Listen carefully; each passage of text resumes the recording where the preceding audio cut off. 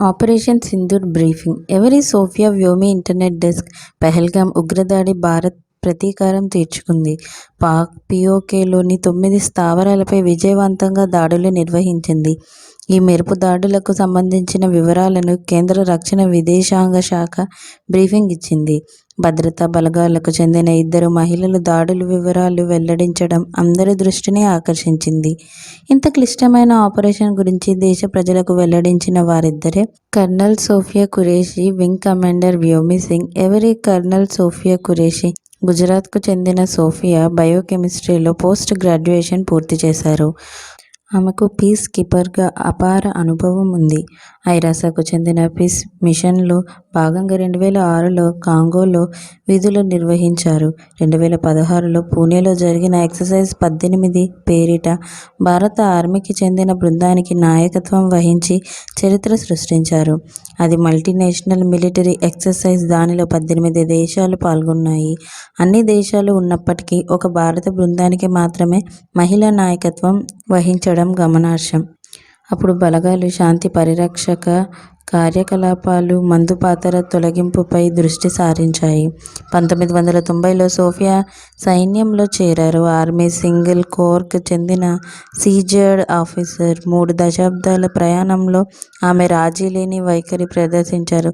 తొలి chief of defence staff general Bipin Rawat ఆమె పనితీరును ప్రశంసించారు కూడా. వింగ్ కమాండర్ వ్యోమికా సింగ్ చిన్నప్పటి నుండే పైలట్ కావాలని కలలు కన్నారు. వింగ్ కమాండర్ వ్యోమికా సింగ్ చదువుకునే రోజుల్లో ఎన్సీసీలో చేరారు.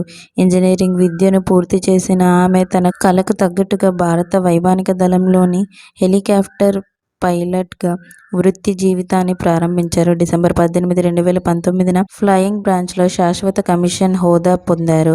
తన కుటుంబం నుంచి భారత భద్రతా బలగాల్లో చేరిన తొలి వ్యక్తి ఆమె కావడం విశేషం. జమ్మూ కాశ్మీర్, ఈశాన్య భారతంలోని ఎత్తైన ప్రాంతాలతో పాటు అత్యంత సవాళ్లతో కూడిన ప్రాంతాల్లో చీతా హెలికాప్టర్లను నడిపారు. వాళ్ళు రెస్క్యూ ఆపరేషన్లో పాలుపంచుకున్నారు. ఈరోజు జరిగిన మిలిటరీ బ్రీఫింగ్లో కేంద్రం అన్ని అంశాలను పరిగణలోకి తీసుకున్నట్లు కనిపిస్తోంది. దాడి ఎంత పక్కాగా చేసిందో ఈ బ్రీఫింగ్ విషయాల్లోనూ అంతే పక్కాగా వ్యవహరించింది. ఇందులో పాల్గొన్న భారత విదేశాంగ శాఖ కార్యదర్శి విక్రమ్ మిశ్రీ కశ్మీరీ పండిట్ ఈ ఆపరేషన్ను వ్యూహాత్మక విజయంగా చూడటమే కాకుండా కలిసికట్టుగా చేసిన కృషిగా కేంద్రం చూపాలనుకున్నట్లు వెల్లడవుతోంది.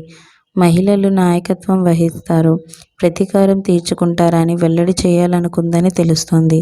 పలువురు పర్యాటకులను వారి భార్యల ముందు దానికి కౌంటర్గా ఈ 2 మహిళలను ముందు వరుసలో నిలబెట్టారని పలువురు అభివర్ణిస్తున్నారు. మీకు మా వీడియోస్ కనుక నచ్చినట్లయితే ఇలాంటి మరెన్నో విషయాలు తెలుసుకోవాలనుకుంటే డూ సబ్స్క్రైబ్ టు సమాజం ముచ్చట్లు.